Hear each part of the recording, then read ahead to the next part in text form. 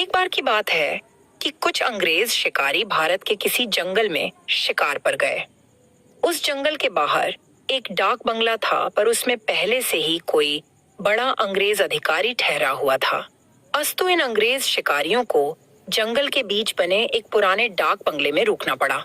इस डाक बंगले का रखवाला अपने परिवार के साथ रहता था और डाक बंगले में रुकने वाले लोगों की सेवा करता था। इस रखवाले के परिवार में उसकी बीबी तथा लगभग 14-15 साल की उसकी एकमात्र लड़की थी। एक शाम जब अंग्रेज शिकारी शिकार करके वापस डाक बंगले पर आए तो नहा धोकर पीने बैठ गए। पीने के बाद उन्हें इतनी चढ़ गई कि वे लोग पूरी तरह से बहक गए और उस रखवाले को गोली मारने के बाद उसकी बीबी तथा बच्ची को नोच डाले।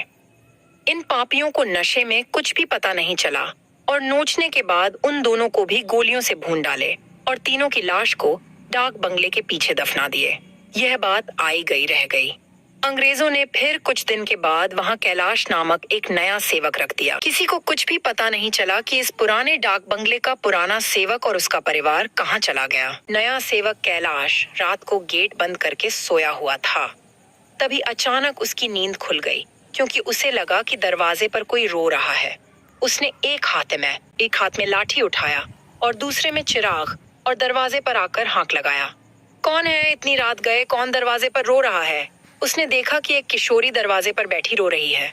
कैलाश उस किशोरी के पास गया और उसके सिर पर हाथ रखते हुए कहा कि बेटी रो मत, अंदर चल। फिर उस किशोरी के अंदर आने पर कैलाश ने उसे पीने के लिए पानी आगे बढ़ाते हुए पूछा कि बेटी तुम कौन हो और इतनी रात को अकेले इस जंगल में क्यों भटक रही हो? कैलाश की इतनी बातें सुनते ही वह किशोरी और तेज फपक पड़ी। कुछ समय तक तेज तेज रोने के बाद वह थोड़ा शांत हुई और कैलाश को बताई कि वह इस डाक बंगले के पहले सेवक की पुत्री है। फिर उसने यह भी बताया कि कैसे 4-5 अंग्रेज शिकारियों ने उसके पिता को मार डाला और उसके बाद उसके तथा उसकी माँ की आबरू को नोच डाला।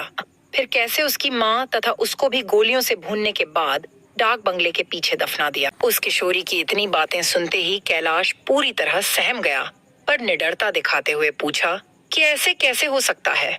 अगर तू मर गई है तो मेरे सामने कैसे बैठी है? कैलाश की यह बात सुनते ही वह लड़की अचानक गायब हो गई और कैलाश कुछ समझ पाए इससे पहले ही पूरी तरह से सहम गया।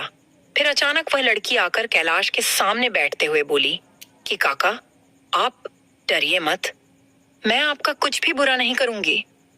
धीरे धीरे कैलाश का डर जाता रहा और उसने अपने मस्तक पर आई पसीने की बूंदों को गमछे से पोंछ लिया। फिर उसी रात को उस लड़की ने वह जगह दिखाई जहां उन तीनों को दफनाया गया था। कैलाश ने कुदाल से खोदकर उन तीनों के अस्थि पंजर को निकाला। फिर कैलाश ने उस किशोरी से वादा किया कि वह उन अंग्रेज शिकारियों के खिलाफ कोर्ट जाएगा और किशोरी को इंसाफ दिलवा कर रहेगा। कैलाश की बातें सुनकर वह किशोरी रोते हुए बोली कि काका, आपको कुछ नहीं करना है, बदला तो मैं लूंगी, बस आप मेरी थोड़ी सी मदद कर दें।